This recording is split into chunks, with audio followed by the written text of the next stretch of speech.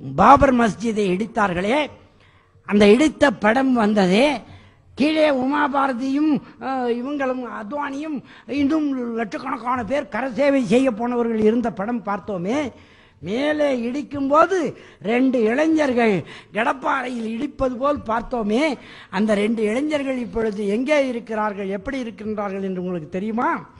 அவர்கள் அதை இடித்து விட்டு பெரிய சிவசேனை வீரர்களாய் புகழப்பட்டு ஊர் ஊராய் ஊர்வலம் அழைத்து செல்லப்பட்டு அவருடைய சொந்த ஊர் பல்பீர் சிங், யோகேந்திர சிங் என்கிற அந்த 2 பேரும் ஊர் ஊராய் ஊர்வலம் அழைத்து செல்லப்பட்டு பாணிப்பட்டு என்கிற அந்த அவர்களுடைய சொந்த ஊரில் விடப்பட்டார்கள்.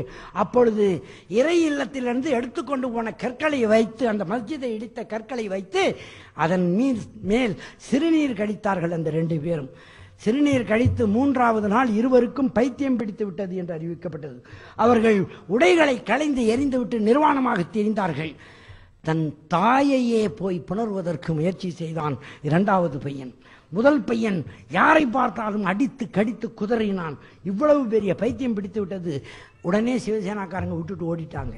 அப்போ பெற்றோர்கள் வந்து, அடப்பாவிகளா, இந்த எவனோ சொன்னான்னு இதை செஞ்சுட்டு வந்து இவ்வளவு பெரிய இறைவனின் தண்டனைக்கு ஆட்பட்டு விட்டீர்களே என்று மருத்துவர்களெல்லாம் அழைத்து உலகம் பூரா சிகிச்சை பார்த்தாங்க. பெரிய பணக்காரங்க அவங்க. அதிலே மனோதத்துவ சிகிச்சை அளிப்பதற்கு என்னுடைய பேராசிரியர் டாக்டர் பேரன் லண்டனில் இருக்கிறார். அவருக்கு தகவல் தெரிவிக்கப்பட்ட போது, இந்தியாவில் நீ இருக்கிறியே, நீ போய் பாரு, கேஸ் ஸ்டடியை நீ பாருன்னு சொன்னார். நான் அப்பொழுது அழைக்கப்பட்டு போய் பார்த்தேன். பார்த்தபோது அந்த 2 பேரும் இருந்த நிலை, சங்கிலி போட்டு கட்டி வச்சிருந்தாங்க. உடை உடுத்த அவர்கள் தயாராக இல்லை, நிர்வாணமாக இருந்தார்கள். நான் சிகிச்சை செய்ய முயற்சி செய்து ஸ்கிசோப்ரேனியா ஹை ஆர்டர் என்று கண்டுபிடித்தேனே தவிர இவ்வளவு சீக்கிரம் 3 நாள்ல 4 நாள்லாம் அது வராது. 6 வருடம் ஆகும் அது அந்த உச்சநிலையை அடைய. 3 நாளைக்கு முன்னால நல்லா இருந்தான், திடீர்னு இப்படி ஆயிட்டாங்கன்ட்டு நான் சிகிச்சை செய்ய போகும்போதே 1 வருஷம் ஆகிப்போச்சு. அப்பொழுது அது நம்மளால முடியாதுன்னு நான் வந்துட்டேன், சொல்லிட்டே வந்துட்டேன் அந்த பெற்றோர்களுக்கு. இது வேற என்னமோ பிரச்சனை போல இருக்குது, எனக்கு தெரியலைங்கன்னு நான் சொல்லிட்டு வந்துட்டேன். அதற்கு பிறகு அவர்கள் முயற்சி செய்து டெல்லி இமாமை போய் சந்தித்திருக்கார்கள். ஏன்னா இதை இடிச்சிட்டு வந்ததுனாலையும் அந்த இறையில் கற்கள் மீது ஒண்ணுக்கு பெஞ்ச பிறகுதான் இது மாதிரி ஆச்சுன்னு தெரிஞ்சதும் அவர்கள் பெற்றோர்கள் போய் எப்படியாவது இவர்களை காப்பாற்ற வேண்டுமே என்ற அந்த 2 பேருடைய பெற்றோர்களும் போய் கலீம் சித்திக் என்கிற அந்த பெரியவரை போய் பார்த்திருக்கிறார்கள், இமாமை. அவர் ஒரு ஆலோசனை வழங்கியிருக்கிறார். நீங்கள் எங்களாலெல்லாம் ஒன்றும் பண்ண முடியாது, நாங்கள் மந்திரம் போடுறது, மயில் பீலியில் போடுறது, தர்கா வழிபடுறது, இதிலெல்லாம் இதை தீர்க்க முடியாது. அந்த முயற்சியெல்லாம் அவங்க பண்ணியிருக்காங்க. ஆனால் இறைவன் நாடினால்தான் இது சரியாகும், அவன் நாட்டத்தில் தான் இது வந்திருக்குதுன்னு சொல்லி கலீம் சித்திக் என்கிற அந்த இமாம் டெல்லியில பெரிய மசூதியிலே, இன்னைக்கு ஜும்மா மசூதியிலே அவர் தான் இமாமாக இருக்கிறார் இன்னைக்கு வரைக்கும். அந்த பெரியவர் அந்த மாதிரி அந்த பெற்றோர்களை நீங்க போய் இறைவனை ஏற்றுக்கொண்டு அவனிடத்தில் மன்றாடுங்கள் என்று சொல்லிக் கொடுத்தார். அவர் சொல்லிக் கொடுத்த முறைப்படி மன்றாடி விட்டு வெளியே வந்தாராம் அவங்க தந்தை.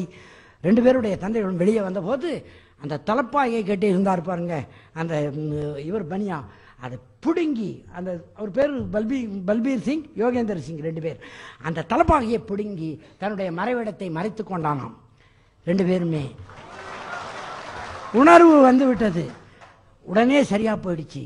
இப்போ மறுபடியும் நன்றி தெரிவிப்பதற்கு கலீம் சித்திக் இடத்துல போய் நல்லா ஆயிட்டாங்க, இப்போ என்ன செய்யணும்னு கேட்டால் அவர்களை இஸ்லாத்தில் இணைத்து விடுங்கள் என்று சொன்னாராம். கலிமா சொல்லி அந்த குடும்பமே இணைந்து விட்டது. அது மட்டுமில்லை, முக்கிய செய்தி சொல்கிறேன், அந்த 2 பேரும் ஒரு இறை இல்லத்தை இடிப்பதற்கு தூண்டிவிடப்பட்டு செய்தார்களே, அல்லாஹ்வாலே வசீகரிக்கப்பட்டு தண்டிக்கப்பட்டு கண்டிக்கப்பட்டு மறுபடியும் மன்னிக்கப்பட்டு ஏற்றுக்கொள்ளப்பட்ட பின் 100 மஸ்ஜித்களை இந்தியாவில் கட்டுவதற்கு பாடுபட்டு ஊர் ஊராய் அலைந்து கொண்டிருக்கிறார்கள். அந்த கலீம் சித்திக்கும் வருகிறார்.